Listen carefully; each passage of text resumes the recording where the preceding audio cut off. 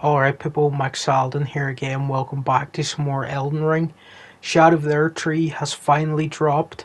I unlocked it at midnight UK time. I was just sitting waiting outside Michael's egg, and of course, like an idiot, I didn't realize I needed to restart my PS5 for the DLC to, take effect, or, the unlock to be registered properly. So I had to restart my PS5 because at first I wasn't getting the message to enter the big giant egg or whatever to get into these shadow lands. And I was starting to panic, thinking I'd done something wrong, that I'd broken the DLC already without even properly starting it. But yeah, thankfully, just restarting the PS5 allowed everything to install properly, and then I wasted no time getting into the DLC. Amazing, iconic opening shot for the DLC here when you just come out of that little starting area and you see the big tree in the background. And of course, the first sight of Grace is right here. Yeah, I just took a little moment to just take in the view and enjoy it. And then 5 seconds later, of course, I got attacked by this enemy. I don't even know what this thing is called, but it was making mincemeat of me. I almost died to the first enemy I encountered. I think FromSoft put this person here on purpose so that they would be like, oh, you think you're overleveled and overpowered for this DLC? Well, think again, because the enemies in here, they hit like a truck and they will carve up your health. Even on my level like 300 character that I've had for like 2 years that I've been waiting for DLC with. I'm actually glad I brought this overpowered character instead of my new character that I'd played through the game with recently, just to refresh my skills, because that character's only a level 150, which I think is what most people say is recommended to start the DLC. But being an unskilled player, I wanted to go in with a bit of an advantage with my big, like, over-leveled 300 character. And I'm glad I did it, to be honest, because I'm so unskilled that I'm just getting destroyed by everybody. Like, this random NPC guy ambushed me, and he just floored me in like 10 seconds, even though I've got the best armor from the base game and have like insanely high defense.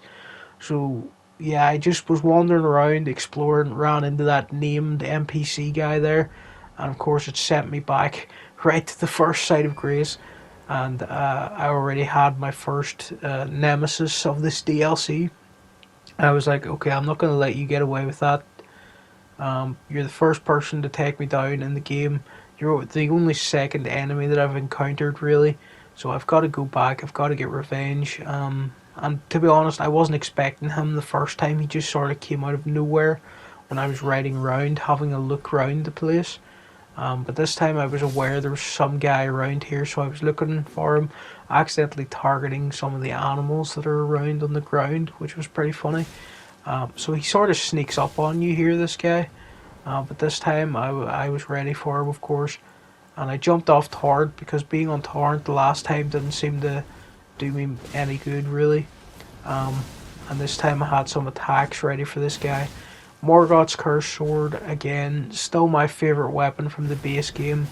This is a level 10 version. I fully upgraded it years ago, to be honest, at this point. And I've just been itching for a chance to use it on some of these tough enemies in this DLC. So I started wearing this guy down. He got in a heal because I stopped the heal. But really, now that I knew he was here and I was actually able to put up a bit of a fight, he wasn't too bad. And I didn't give him an opportunity to really show off any more brutal attacks. Because of how easily he was able to cut through my health. And I soon realized that the reason I was getting like so incredibly damaged is because in the Shadowlands here, there's a different sort of leveling up system in at play. So I was checking the map, wanted to see where the first like proper map fragment was to unlock, so I could like figure out where I was going. So I found the map. Unlocked the proper map, and I could see where I was, and I was trying to make a note of where that guy spawned just in case I needed to find him on a different playthrough or whatever. And then I had a look at the weapon he dropped, the Beast Claw. Some interesting lore. It's the first lore I got from a new item in the game.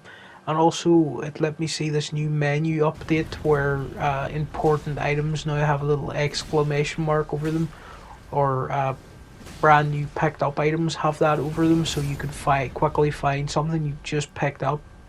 Anyway, I went riding around some more, and I ran into this giant demon thing. I don't know what you would call it really, but his health goes down really slowly. I summoned Black Knife Tish. I think in their life drain attack would be somewhat useful against this guy. But it wasn't helping out too much, to be honest. Normally with these big giant enemies, the key is to attack their feet until you like make them stumble, and then you can get in an attack on their like weak point. So I managed to get him down, got him in the face with the special attack, and now that did some serious damage. And so I learned from now on the tactic with these guys, because there is multiple of them. I ran into another one later, which I don't think I've managed to take out.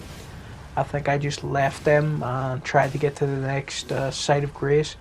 But yeah, the trick I learned, as usual, is go for the feet until you knock them over, and get better at jumping over the fire. Is another tip I learned. You really do want Torrent for this, because the double jump will keep you alive. And yeah, I was just trying to keep going for the feet. Really not doing a lot of damage until you can get that critical attack on them. And Black Knife Tish, I think they just got wiped out there. Their life drain ability just wasn't helping me out too much. I'm thinking maybe I probably should have got the Mimic tier to help me out here. And again, look at that damage. Nearly half my health just gone with that one flame attack.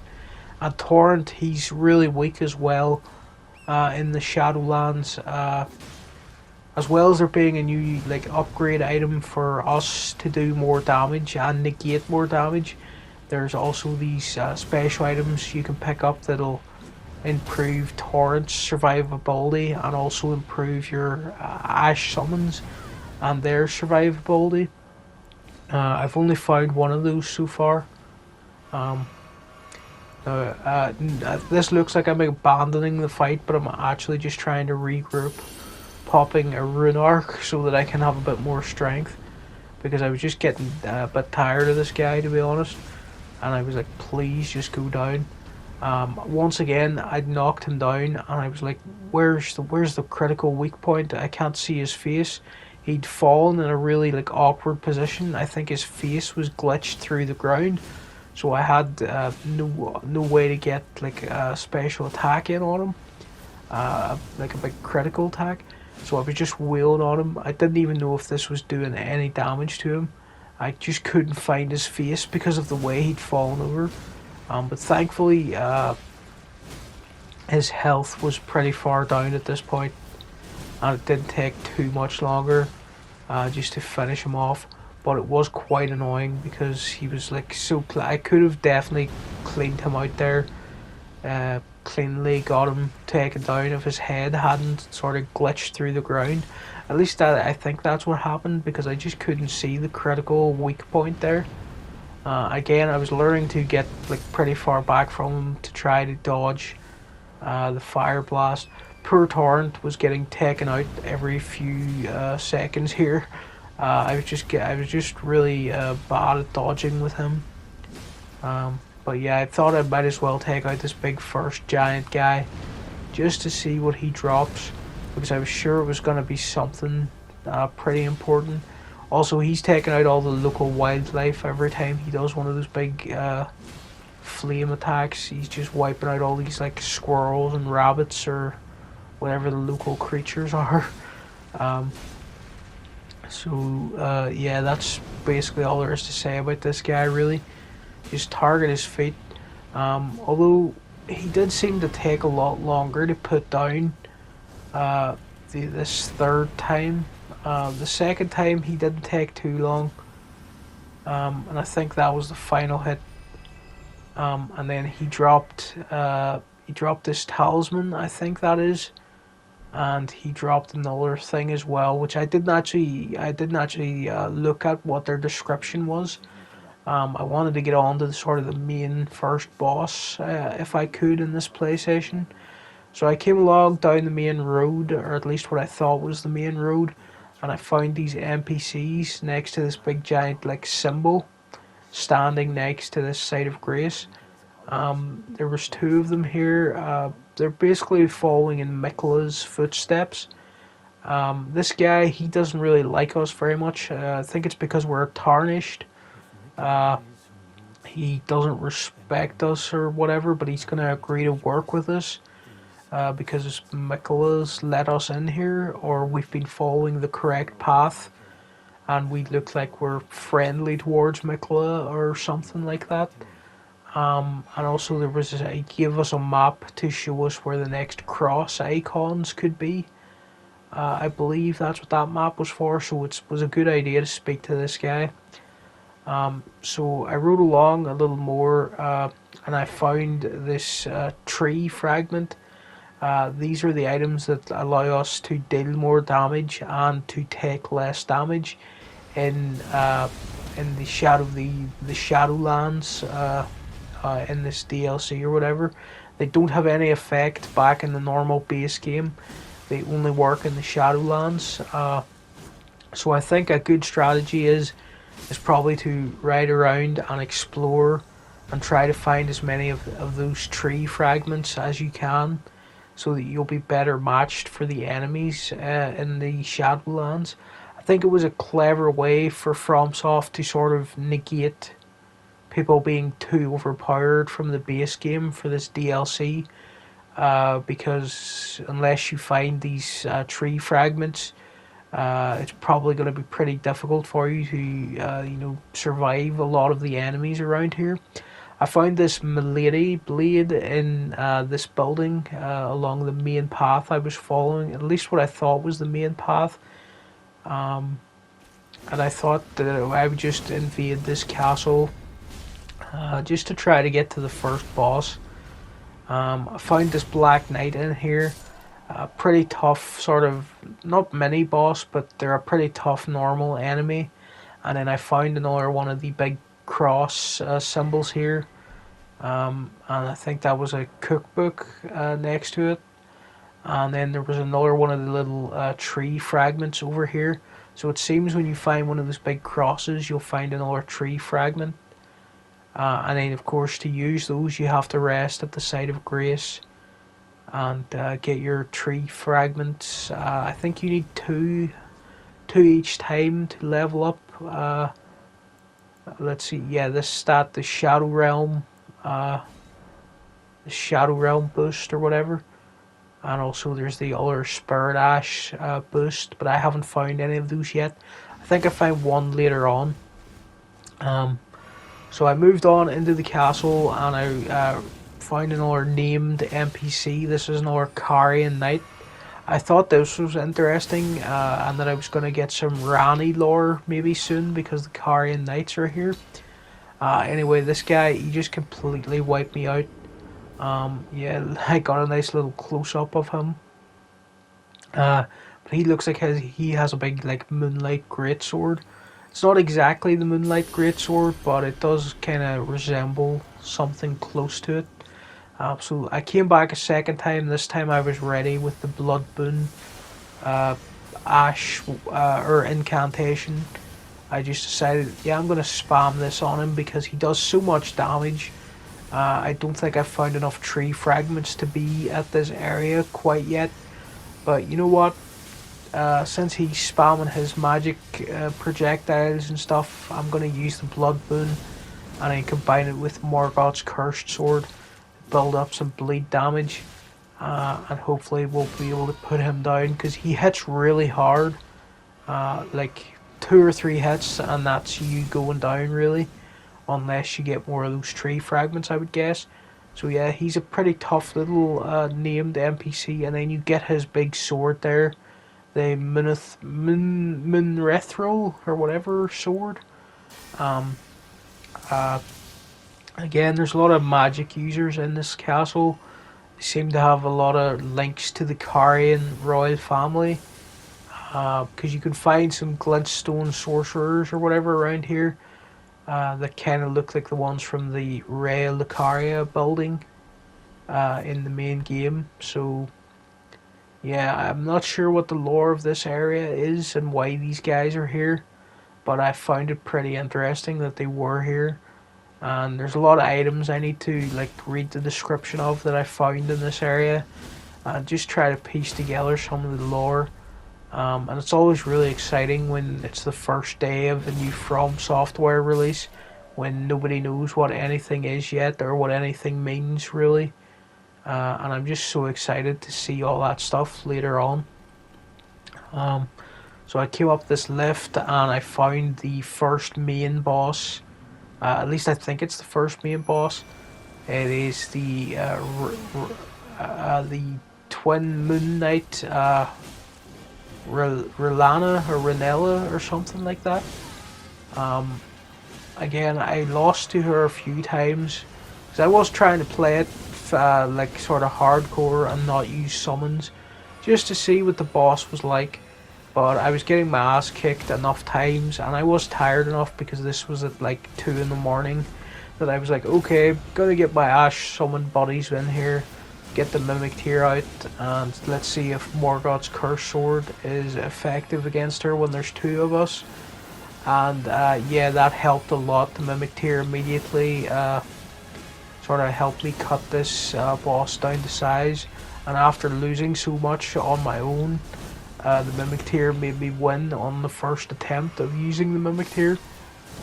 But it was nice to sort of feel like I was struggling against a boss and like see a lot of their moveset before I did defeat them.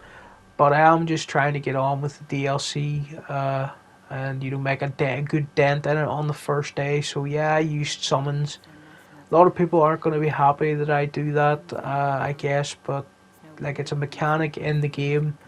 If FromSoft didn't want me to use it, they would have turned off summons in this DLC or whatever.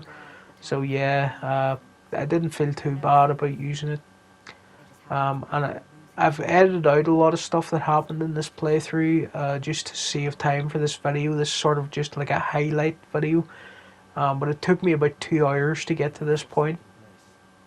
And I was thinking that I was getting pretty deep into like a harder area, and that maybe I'd fought that first main boss too early and hadn't done enough exploring. So I ran around to some other areas, found some more crosses and sites of grace, and started picking up the tree fragments in these areas and just getting a better look around the place and trying not to like follow the main path just too quickly or anything. I wanted to do a bit of exploring. Found some more NPCs, some pretty interesting guys. One of them was a merchant, so I bought some stuff off him. Some items that I think are exclusive to the DLC. At least I don't remember seeing some of that stuff in the main game.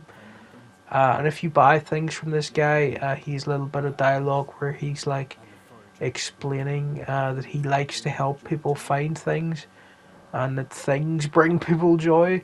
So I thought that was interesting that if you buy a few things from him, you get some extra dialogue. And again, I was running around the map trying to like go back to the first area because there was a lot of places I hadn't been to yet. And I was trying to find some more of the tree fragments.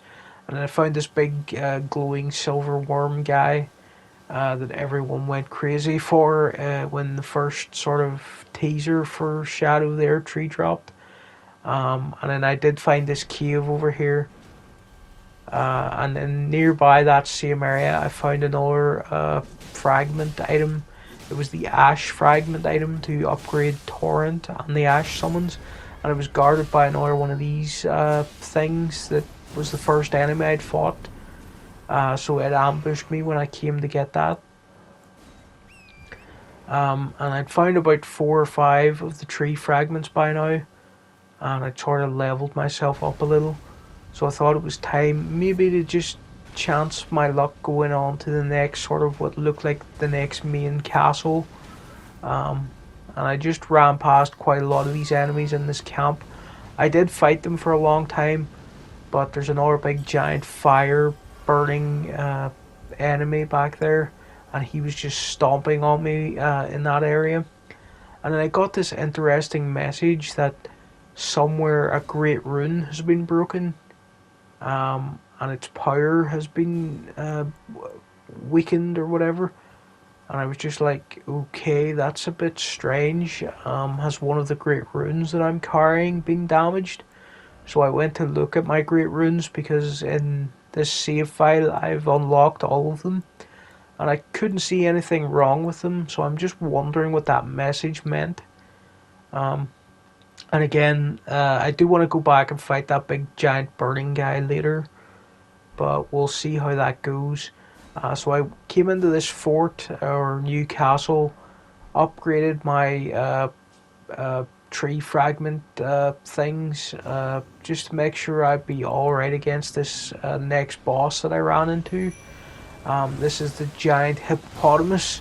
Uh, Pretty crazy big beast boss. There wasn't a lot of these in the main game that I can remember just off the top of my head. This actually felt like a Sekiro moment, or Sekiro moment. Even the samurai game that FromSoft made. It just reminded me of fighting the big giant bull enemy for some reason. Um, but yeah, this fight again, I lost to it quite a few times, and I was like, you know what, gonna get the mimic tear out to help me again, because I kept coming quite close to doing it, and then I would just get picked up in its mouth, like just happened there, and I just get destroyed right before I was about to take it out. But yeah, I defeated this boss, and I was like, I think I'll end it there for today. I defeated two main bosses, did a lot of exploring, and yeah, I'm really enjoying it so far. Thanks for watching, and I'll see you again next time with more Elden Ring.